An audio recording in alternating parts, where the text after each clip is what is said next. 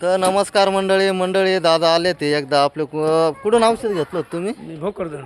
भोकरदन विरेगाव योगेश भाऊ गोरे त्यांच्याकडून ना. हो, कसं आहे रिझल्ट औषधचं? नंबर 1 आहे. कुठून आले ते? परभणीहून, जिंतूर तालुका.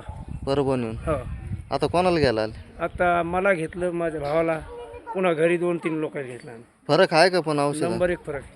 त्याच्यानं चालू होतं आम्ही. परभणीहून आले. हो, किती वाजता परभणी. निघाले ते? 3:30 वाजता निघलो सकाळी.